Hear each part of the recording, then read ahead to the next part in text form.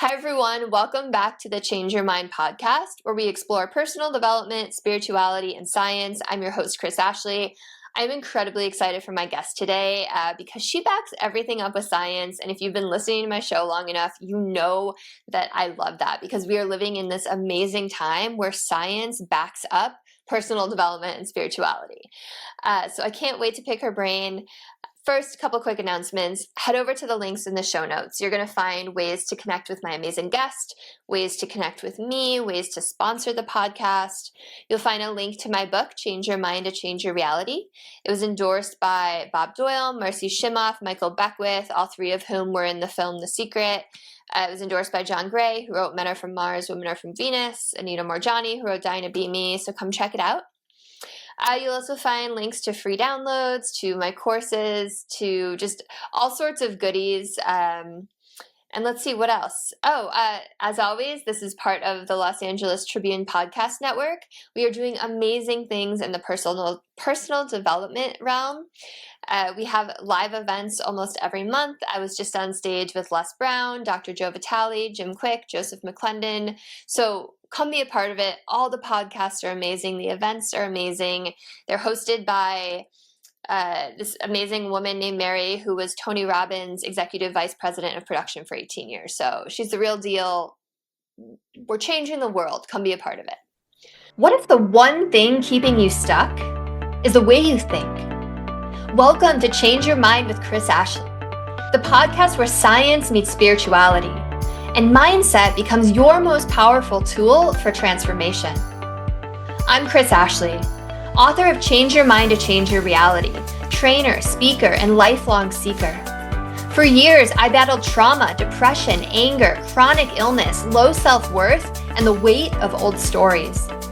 Until I discovered how to rewire my mind, reconnect with my divine nature, and consciously create a new reality from the inside out. This show is here to help you do the same. Each week, we explore the intersection of personal development, spirituality, and science, diving into topics like healing, emotional mastery, entrepreneurship, resilience, and the quantum nature of reality. You'll hear powerful stories, gain practical tools, and real conversations that will help you change your perspective, get unshakable confidence, and live the vision your soul has always known is possible. Whether you're navigating a major life shift, building your dream business, or seeking deep healing and alignment, you're in the right place. So if you're ready to break through, take back your power, and create a life on your terms, this is your moment. Let's break free from the patterns that hold us back, awaken to who we truly are, and rise. Your transformation starts now.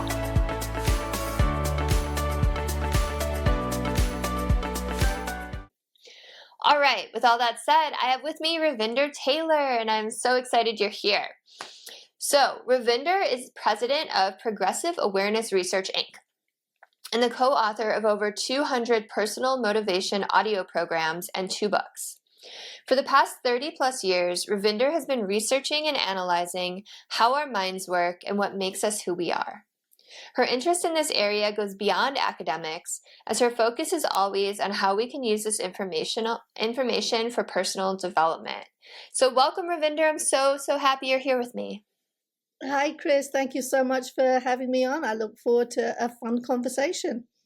Me too. I always start my episodes off the same way, and that is by asking my guests, what is their origin story? So what is it that put you on this path to want to research, we're going to get into it, but all of this personal development and ways to kind of hack your mind? That's kind of a big question there, Kris. You talk about the origin story. I was born in India, brought up in England. There's a whole bunch of experiences that have helped me become the person that I am. My interest in the power of the mind, I think I've always had some interest. I've always had those questions about who am I? What is reality? What does this all mean? I remember thinking about that stuff when I was 5 or 6. But it was when I was working in a path lab that we had a special presentation being offered by the hospital to all the doctors and nurses, and that was on hypnosis, which at the time I always thought was for entertainment only. It was a bit of a joke. I didn't take it seriously, but the lecture was fascinating. I got to learn. There was a particular story that he shared about this woman who had a pain in her arm. She'd had a pain in her arm for like 10 years. She'd seen all the doctors, all the specialists, couldn't find a solution to it. And under hypnosis, they did the regression, went back and found the trigger point for this. And it turned out to be some emotional event that she had repressed and put down, but it had resulted in the pain in her arm. And with the information, with just that coming to light, the pain went away right away. And I found that fascinating. I then underwent hypnotherapy myself, experienced some fascinating processes like hypnotic drawing, hypnotic writing, did a course in hypnosis. I did a 3-year training in hypnosis and psychotherapy, and the rest is just history. I just carried on learning more. Amazing. That's it's so fascinating, the power of our mind and how emotions that we suppress or regress can actually turn into illness. Like it's pretty wild, actually. So I guess like when we're talking about like rewiring the brain and starting to like find all of these repressed emotions, like where do we even start? How do we like is all illness from repressed emotions? Like how do we know we're repressing emotions? I wouldn't say all illness is due to repressed emotions, but when you have that mindset, when you're thinking through those avenues, then it opens up information to you. It opens up possibilities. So no, not all of it is created in the mind. Some of it most certainly is. We have this technique that we use around here for, you ask yourself, what am I benefiting from being sick? Now, that's a really hard question. And I want to say, Kris, we're very much into self-care, be gentle with yourself. It's not about guilt. It's not about shame. It's not about dumping stuff on other people or on yourself. But when you ask yourself, what am I gaining from this? Then some interesting ideas can come to the surface. I had my own experience with that exactly. After my youngest son was born, I was diagnosed with rheumatoid arthritis. I took aboard all of these techniques. It was a very difficult time for me. My son was 3 months old and I was having problems changing his diaper because I couldn't hold his legs up with my left hand to slip the diaper underneath. My shoulder just wouldn't work. And the thought of that when you're a new mom is just really challenging. But I incorporated all the techniques that I cover in my book, Mind Training. I used everything I could think of. I'm very much a kitchen sink approach kind of person, but I looked at the responsibility side of it. And the beauty of this is you don't have to share this information with other people. You can do this by yourself. And when you do it by yourself and you allow those random thoughts to come up, yeah, there's going to be lots of ideas that come up that are garbage. But amongst that garbage, the truth can emerge. So I did all of that work. I also worked on boosting up my own ability to heal. When you believe you have the ability to heal yourself, when that enhances everything. If you believe in the mind-body connection, for me, when I'm prescribed medications, I'm always prescribed the smallest dose. It's like I don't need a lot. I don't take a lot. So we have some inner talk subliminal programs that work at programming your self-talk. It goes a whole lot deeper than positive affirmations, and we can talk about that later on if you wish to. But so for 15 months, I inundated my mind with affirmations, subliminal affirmations that said I could heal myself. I looked at all the underlying causes for why I may have triggered this in myself. And then I came across a supplement that supposedly was having good results. The supplement is freely available on Amazon now. It's, it's just like any other supplement. Other people aren't reporting that it cures rheumatoid arthritis. But I took this supplement twice a day for 2 weeks, and my RA basically cured itself. So there is lots of, I don't know if it was a supplement that did it, or for me, it just took taking the supplement that was the placebo that worked for me to tip me over the edge to heal myself. But I did. Yeah, I love that story. So can I ask a personal question? Like, what did you come up with that you were gaining from being sick, from being injured? In my instance, it wasn't what I was gaining. There was an element, just like the story I said at the beginning, this woman who had a pain in her arm. The subconscious works in interesting ways. So it can help you avoid pain. It wants to protect you from pain. And sometimes it will do that. Or, pain isn't just physical pain. It can be shame and guilt as well. And so it can do some of these things, like cause these random pains or cause illnesses just to remind you not to go down that avenue again. As I said, the subconscious mind works in weird ways. But for me, there was guilt because I'd always wanted a girl. My oldest is a boy. This pregnancy was totally different. You know how they often say if you carry the baby high, it means this, or if you carry it low, it means that, all of those things. And these two pregnancies were polar opposites. I was convinced it was a girl. I had a relationship with this girl in my mind. This girl was alive in my mind. I held her in my mind. And then my son was born. And the second, there was that split second when they said it was a boy. And then my love just exploded. This was my son. It was welcome, William. It was my baby. But in the back of my mind, I had this guilt about this daughter that I had that hadn't been born. And was I betraying her? Was I betraying my son even in thinking that? I was true mama bear. I loved my son.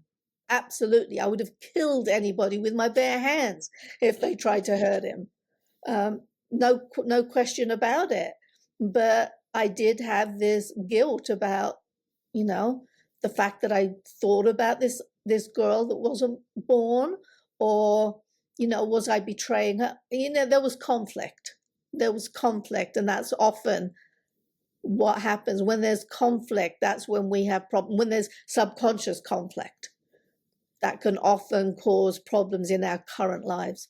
Yeah, thank you so much for being so vulnerable and sharing all of that. I mean, it totally makes sense, especially when you think about the fact that it was in your shoulder, and you that would affect how you could hold him, right? It literally translates to you're having trouble holding him.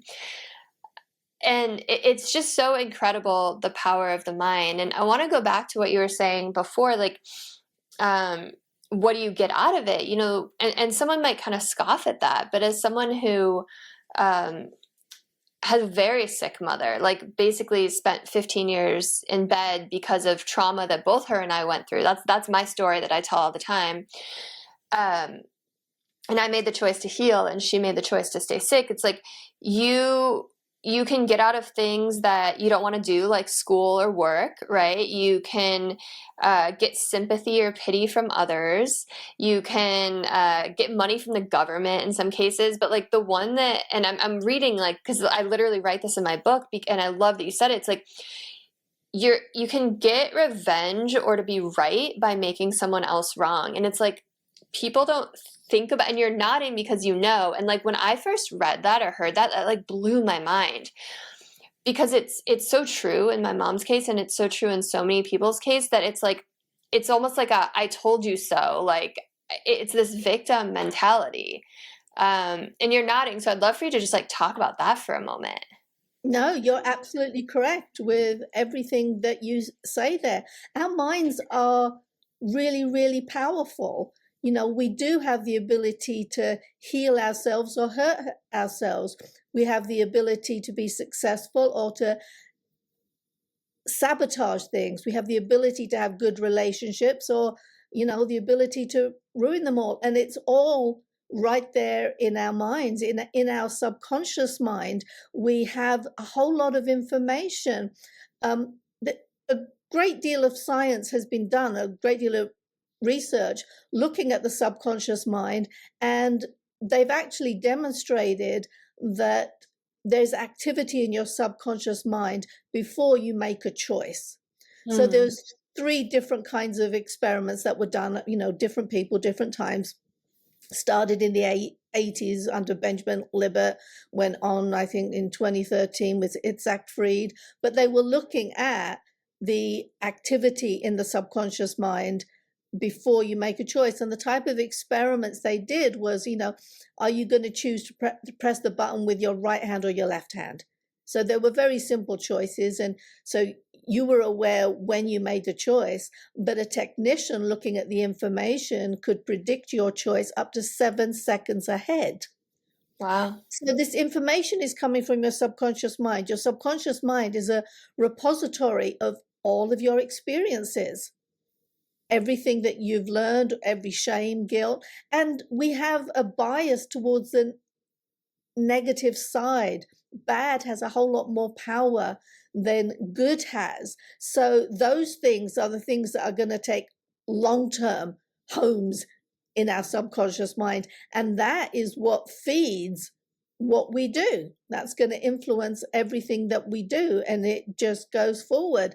So a huge part of mind training is in reprogramming the subconscious mind, taking control of how it gets programmed. You know, you learn how the brain works, you learn how it takes in information, and then you can be a whole lot more observant of the world around you and the information that you are intaking without having any awareness of it at all. You just take conscious control over it. You could either be a puppet with somebody else pulling your strings, and that's, you know, that's not necessarily, you know, a bad guy trying to manipulate you, although there is a great deal of manipulation that goes on. All of this research going on around the world that shows what makes us tick. Who do you think is using that information the most? Right. Yeah, exactly. Exactly. It's going to be the politicians, the advertisers, the marketers. They're going to be using it. So there is negative programming going on very deliberately. Fear sells, especially in politics. Fear is going to win out every single time. And the news. Yep. It's all the same thing these days, isn't it, Kris?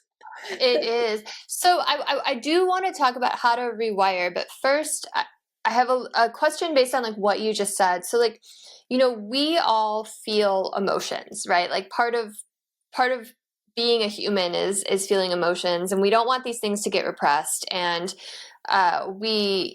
we're constantly getting hit with like all these trillions of pieces of information. So like, how do we make sure that something doesn't stick? Like, how do we make sure that like you felt that guilt or shame for like a split second, but you probably weren't even aware of it really, right? To the point where you're like, oh, this is affecting me.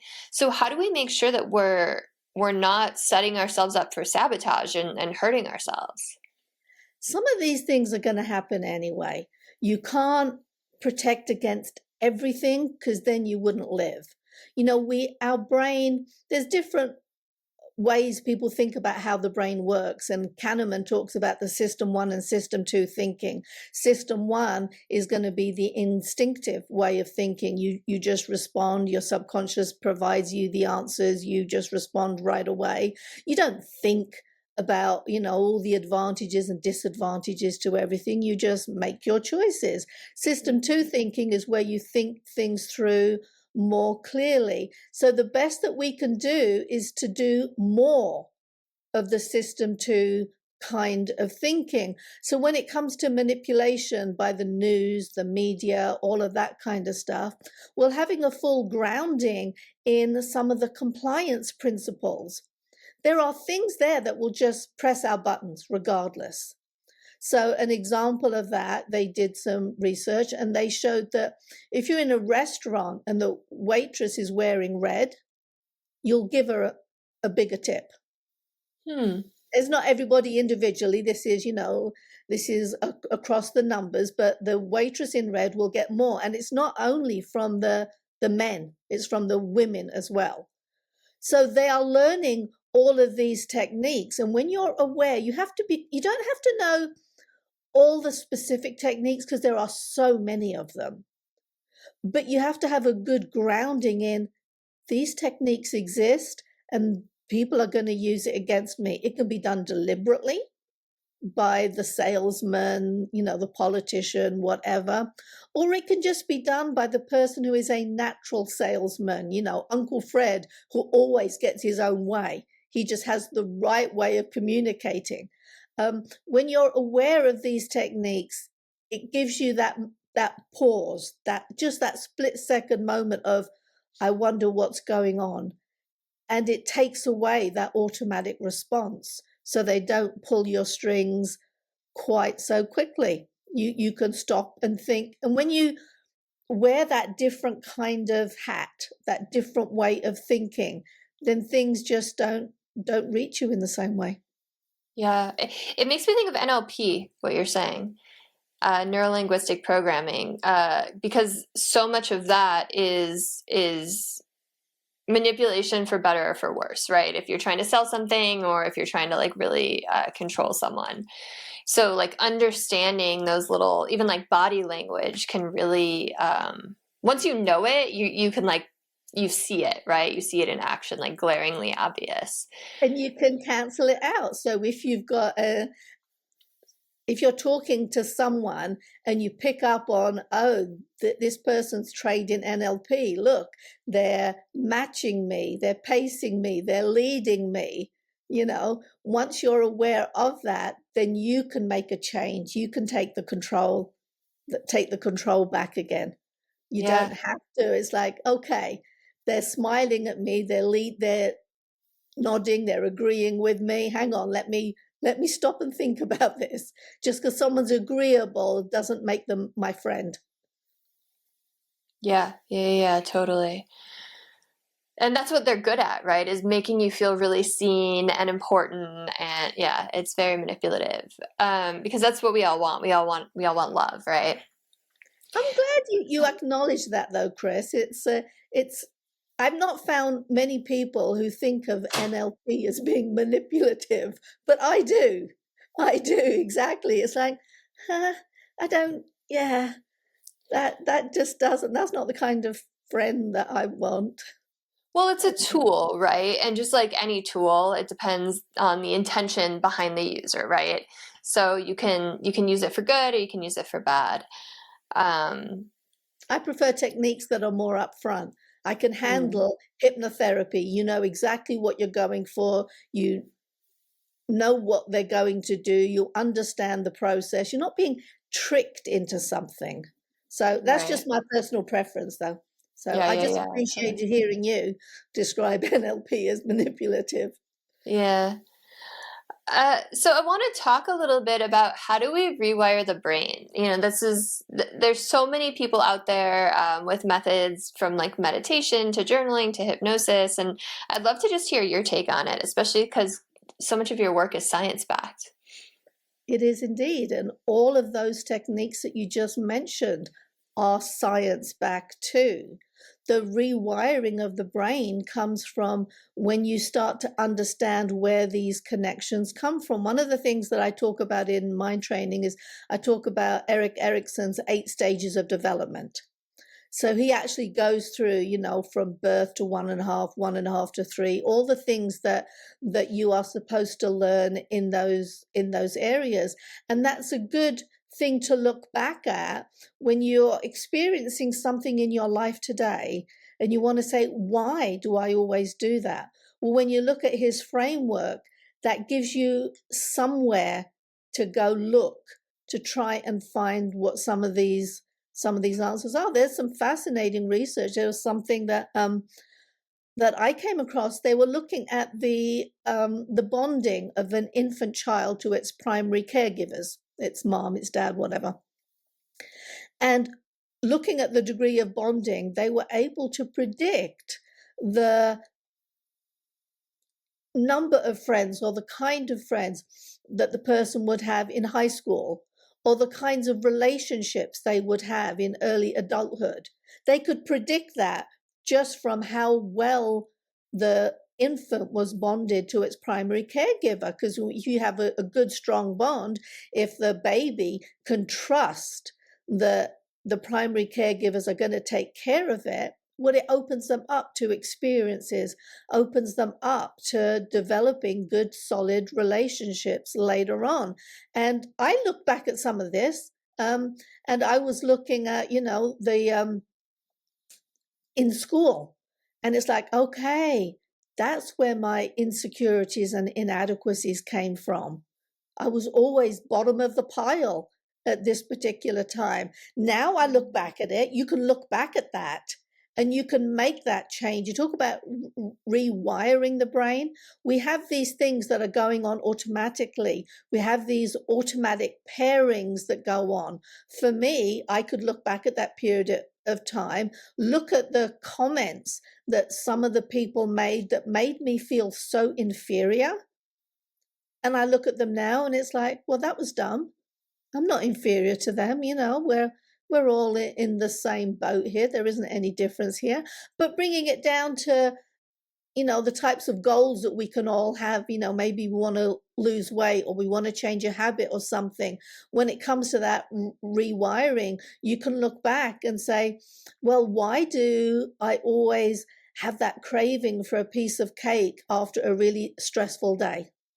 Mm-hmm. This used to be, a personal one of mine. I like chocolate cake. I've always loved chocolate cake. Well, it's delicious. It is indeed. But then when you think back and you realize that as a child, maybe whenever you were upset, mom bought out chocolate cake for you or gave you a treat. Whatever your preferred treat, that can change. But our parents frequently would give us treats when we're hurt, when we're upset, when we've done well and we deserve something, we've performed well or done something like that. And that pairing goes on. So when you're rewiring the brain, you want to change that pairing. And the first step comes in having an awareness of it. And so looking back at the different stages of development gives you somewhere to look. And then you can change the pairing going forward. You don't have to succumb to that when you realize that's where it came from. That's one of the beauties of this, Kris, is once you realize the source of a problem, it frequently just disappears by itself. That's what I was going to ask. Like, just does the knowledge of it and the awareness of it, does that do enough? Or do you kind of have to take it out and then like replace it with something? And just on the infant thing, I have a 13-month-old. So I'm like constantly, anytime anyone says anything about babies, I'm like thinking about it. Like when you're talking about a baby being bonded, is it like they're not being like left alone to cry it out kind of thing? Or, like how do we as parents like help our children develop good attachment and set them up for success and a happy life? That is not my area of professional expertise. All right, fair enough. I'm a mother. I have my children. I have those ideas. There are people that will believe in allowing a child to cry it out because they can learn to self-soothe. I didn't do that. I think the best thing, that the advice that I always give to new parents is follow your instincts. The fashions, the trends out there, you should do this, you shouldn't do that, they change so drastically. I mean, they can be huge. The important part, and when we're talking about the bonding between the baby and the primary caregivers, is, can the child trust that you're gonna be there? So no, if my son cried, I would go and pick him up, and I wouldn't only pick him up. That was one of the other things too. When you've got a small child, you're always told, well, you have to take care of yourself. If they're sleeping, you walk to sleep, and all of that. And with my oldest son, that created some tension for me, because then if my child woke up too soon, I wasn't fully rested. I wasn't, there could be that little bit of, I haven't had time to take care of myself. I did it totally different with my second son. If he woke up, I was joyous. I had joy in my heart that I got to hold him again. I got joy in my heart in being able to pick him up and for his tears to stop right away.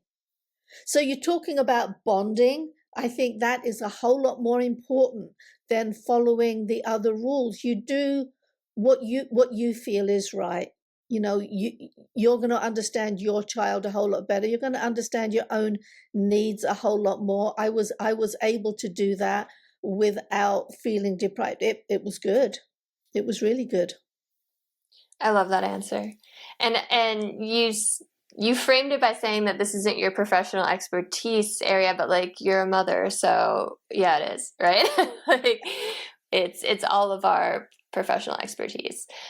And I agree with you totally. I have that feeling too, like when I get him in the middle of the night, and even if I'm like up for a couple hours in the middle of the night and I'm tired, it's like as soon as I go back to bed and lay down, I just feel like so much gratitude that I was able to like be there for him and like give him what he needed and make him feel safe and happy. It's a beautiful experience. Yeah. Yeah, Because they're not the going to be advice little I that would long. give you, Kris, is just enjoy every second of it. They Oh grow up yeah, too totally. fast. And I'm sure you've heard that from lots of people. I heard it from lots of people. I wish I'd taken it to heart a whole lot more, because the whole process is magical. Every It age really is is. magical. They're all special. So, the sleepless nights, that's easy now. Yeah. It is magic. It's my favorite thing I've ever done. So let's go back to, rewiring your brain.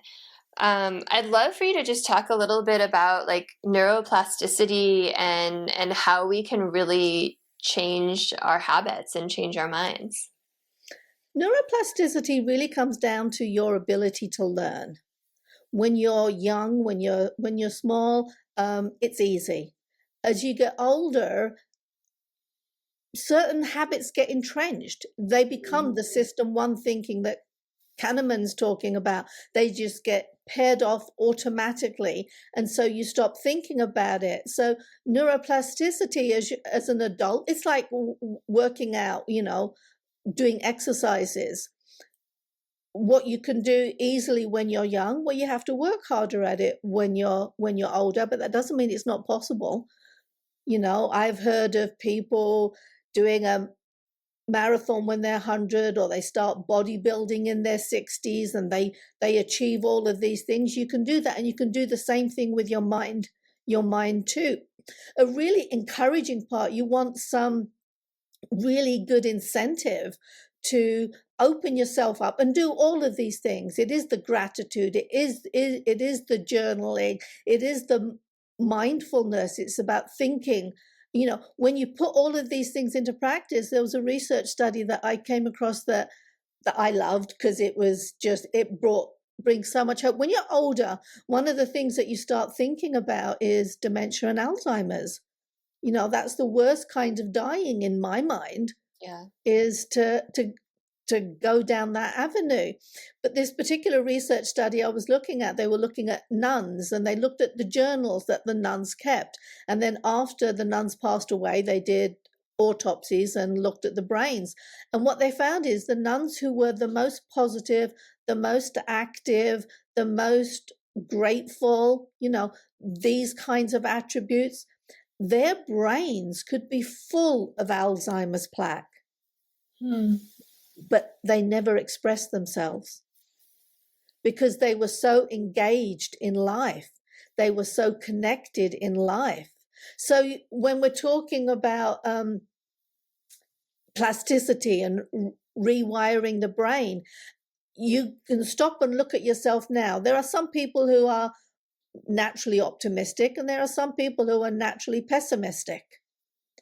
There are so many advantages to being optimistic. They have looked at so much research. When you're optimistic, you will actually experience fewer stressful events. It's not that the world changes.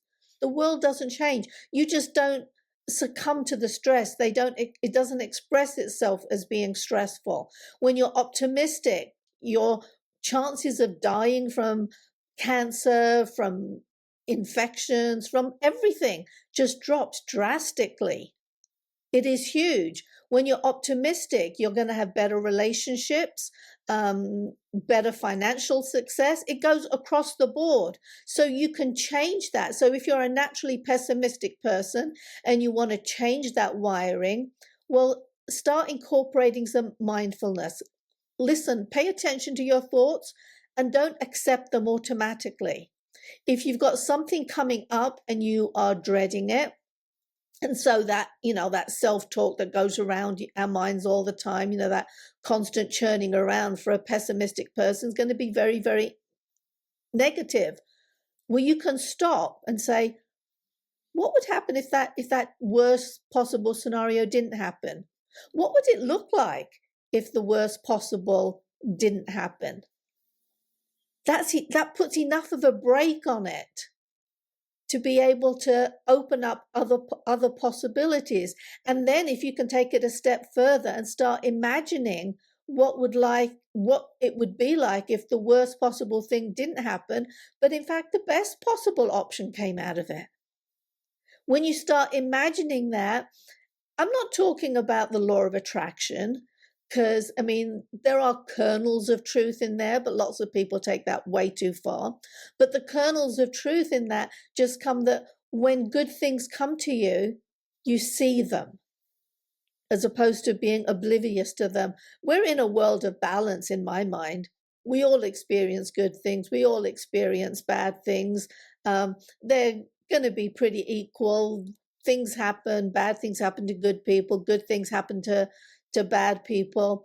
But if you can find that place of balance for yourself so that you're not buried in the negative and the pessimistic kinds of attitudes, you can rewire those responses.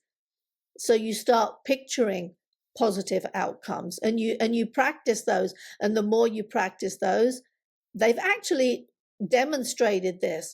People who were encouraged to write down in their journal your gratitude, express positive things that had happened to them. They looked at it 6 weeks down the highway. And as I said, they found that they experienced fewer stressful events. They've done this over much longer term situations too. They just experience a whole lot less. So you want a good future, it starts today. Start paying attention to your thoughts. Understand that your mind is powerful, and what you focus on is what you're feeding into that long bag of subconscious knowledge that will be where you answer out of instinct. You're totally speaking my language. I love everything you just said. I talk about very similar things in my own book. And when you were talking about it, it made me think about, or like the Alzheimer's thing, it made me think about how like we all have cancer cells in us all the time. And some people's immune system just takes care of, our immune system's supposed to take care of it. And some people it doesn't. And so much of it is like your ability to like believe, or you believing in your ability to heal, kind of like your story in the beginning where you took a supplement and you're like, I don't know if it was the placebo effect, but it worked because I decided it was going to work. And then it also is making me think like the people I know in my life who just complain endlessly, like maybe they're not even pessimistic, but they're just like negative, which I guess is kind of a synonym, but it's just like there's always something to complain about. Like it's like bad stuff keeps happening to them, right? And it's like, wow, how much bad stuff can happen to a single person? But it's like there's always something to just like bitch about, right? Versus like you said, bad things happen to everyone, like quote unquote bad things, but like what I've noticed for like myself is like I see like the potential of like growing from everything, right? Like everything is a lesson, being really growth minded. Like, okay, how can I level up from this? Like, how can I use this to like grow even more? How can I like fail forward from this? Versus like just getting totally sucked into that victim mentality is like what I've found, which is kind of like the same thing you're saying, but I just wanted to like kind of be like, yes, yes, yes, because I just love everything you just said. I want to ask, you know, some people are really, really successful and others like keep trying and like they never quite like break through that, whether it's financially successful or just being successful in their business or personally. So like what have you noticed? Like what good mind hacks or what holds people back from being successful and like how can people kind of hack their brain and rewire their brain for success? You know, there's probably two phrases that we repeat to ourselves frequently that have a huge influence. One is going to be, I can't. I can't do something, you know, I'm not any good at this. I can't do this. I can't do that. When you've got that mindset, you are putting a cap on your ability. That is 100%. When you believe that you cannot be successful, you won't try your hardest at it. You will quit. Doesn't matter how much discipline you put in, you will not try your hardest. I have a story. I'll give you just the brief one. I mean, I experienced this. I used to go biking with my family, and there was one hill that I could not bike up. Period. End of quotation. I've got a great deal of willpower. You know, I'm a strong person. So I would every day we would go out biking. I'd come to this hill. It's like, I'm going to make that hill this time. And no, the hill basically went up in 3 inclines. So it went up and then it got steeper and then it got steeper. It's like a third, a third, a third. Then we took our bikes in to be professionally tuned up. And I discovered I'd been riding on my brakes. So now I had something to put it all on. And so the next time I went biking, see what had happened previously, I would do the first third of this hill, okay. And the second I felt the increase in tension as the incline increased, I would stop. And I could not get by there, whatever I did. But now I had the bike tuned up. I could blame it on the brakes. I did the first third like normal. I did the second third and thought, yep, because I'm not riding on my brakes. The last part of it, I worked my butt off, Kris. I worked so hard. I'm not sure, I don't know if you like biking, but when you're biking uphill, you can be pushing with all your might. You're only progressing an inch at a time. You're barely staying balanced, but you keep going. That last third, I put everything. I put every effort I had into it. It was slow going, but I got to the top and it felt great. But listen to the difference in the two stories. Previously, you know, I would stop at a third. I didn't tell you that my leg muscles were aching. I didn't tell you about the stress and the strain. There wasn't any. I quit because I knew I couldn't do it. When I knew I could do it, I worked so hard at it. And imagine that type of mindset across every aspect of your life, whether it's in career or it's in your relationships, whether it's your children, whatever it may be, academics. Imagine how you would feel if you were a third more successful in everything, simply because you took away the word I can't. You said there were 2 phrases, I can't, and what else? My mind's drawing a total blank right now, Kris. It just went like it's one of those things. It just kind of disappears.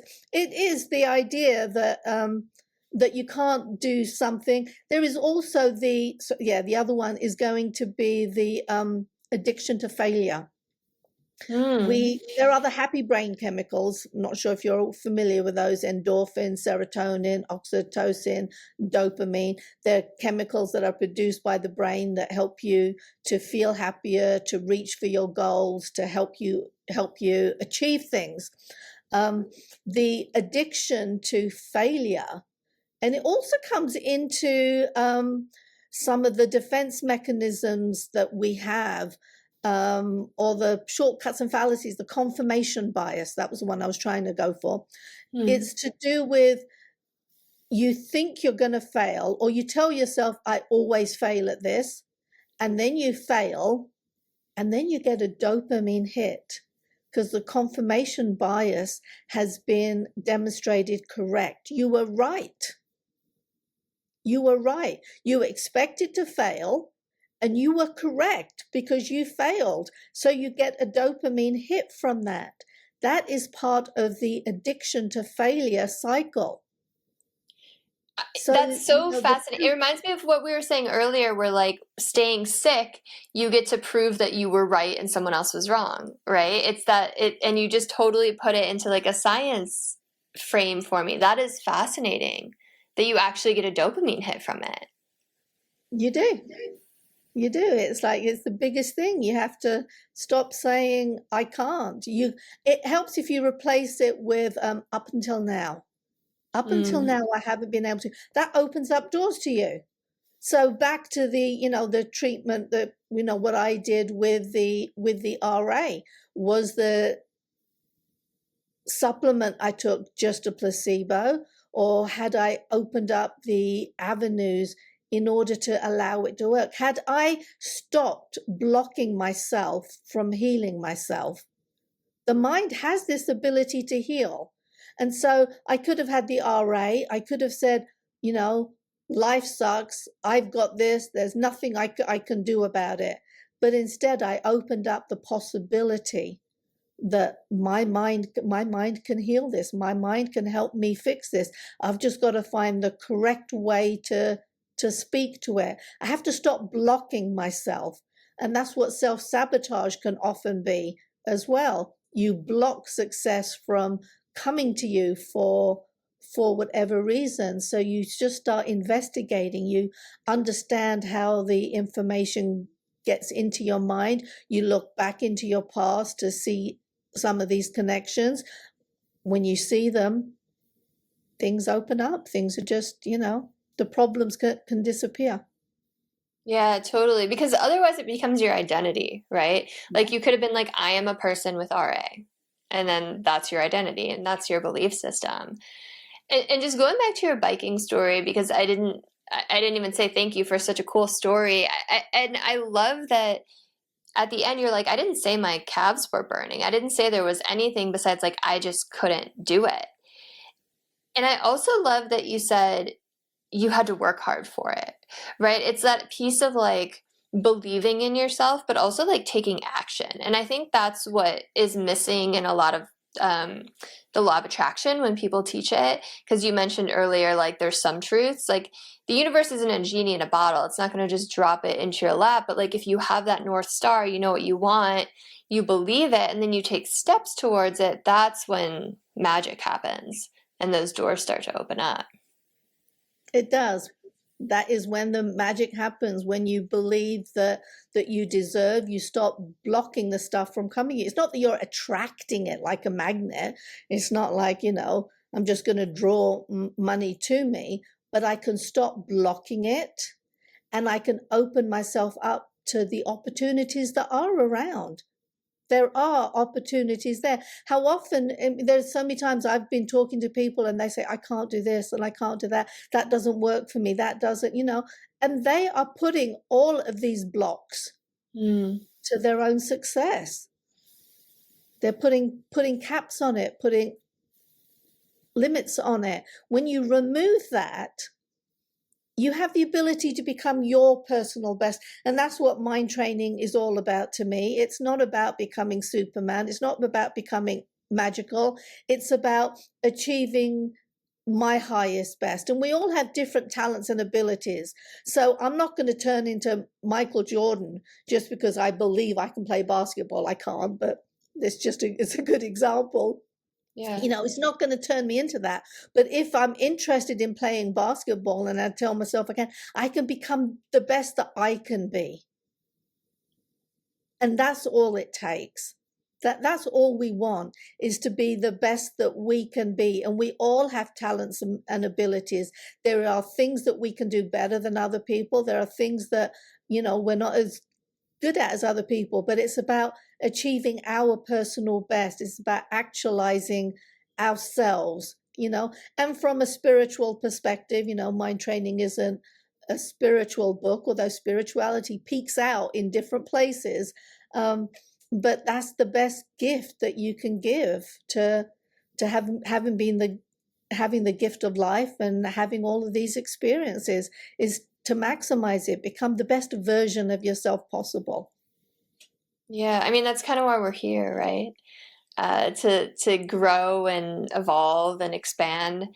I want to go back to what you were saying about blocking yourself from opportunities. So, do you think that there are always countless opportunities around us all the time, but we just like put these blinders on by saying we can't, or by like giving ourselves these ceilings? Absolutely. There are always opportunities there. Sometimes it takes more creativity than others. That's all. But if you're telling yourself you can't, if you're telling yourself that you don't deserve it or you've always failed, then when an opportunity is there, you're going to deny it. You're going to deny it, or you're not even going to see it. You're not going to see it for the opportunity that it is. There are always things that we can do. Got to take that with a little bit of a pinch of salt, Kris. I want to remember that I'm talking to people in the Western world. We are blessed. There are places in the world they don't have the blessings that we have. So I'm not ignoring that. I'm speaking to a particular audience. And that is the audience who already has lots of the basic, compared to some people in the world. They already are in paradise, but they want to achieve more. They want to do better than that. So yeah, you have to be very cautious how we express some of those things. There are awful things going on in the world, and I think, for me, America, this whole idea of life, liberty, and the pursuit of happiness, I think free people have an obligation to help others become free. Mm. So, but that's a whole different conversation. I'm just, I don't want anyone to think that I'm being blasé about, oh, there's always opportunities. So the person starving in Ethiopia, they're just not looking. No, I'm not saying that whatsoever. This is a very personal journey. It's where I am. It's about how I can become a better person. And it's about the people that I talk to and helping them become better and achieve more. I'm not making any comments, casting any judgments. I am not one of these people who thinks we are right where we should be. So that person who has these big traumas or suffers, well, they deserve it because of some karmic whatever. I don't do that stuff. That's not my cup of tea at all. I'm just about, doing what I can for the people around me. And if I can do something better for the rest of the world, I will. I'll do what I can. So going back to, career opportunities or this pursuit of success, if someone is finding themselves constantly blocked, but they're like, I'm a positive person, I'm visualizing all these things, like what's the next step? Do they try to think back using that framework you were talking about, if there's some trapped emotion, or like how does someone listening navigate that? They're like, okay, I every time I try to build a business, it fails. Or every time I try to, and apart from like redoing their language, obviously, I'm just trying to like give you the example. Like, what's someone's first step to try to uncover the root of everything. Does that make sense? You've got lots of different examples. Yeah, it makes perfect sense that you've just covered a really wide area there. When you are constantly trying and constantly failing at the same thing, it can be business success, it can be relationships, it can be, if you're constantly failing, then you have to look at self-sabotage.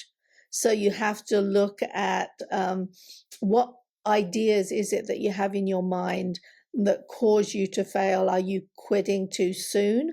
Are you so determined to do it your way because you think this particular way is the only way and this is what a relationship should look like?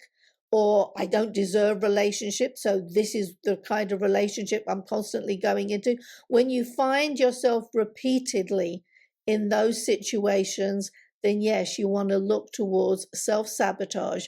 You want to ask yourself why you're doing this. And it may be that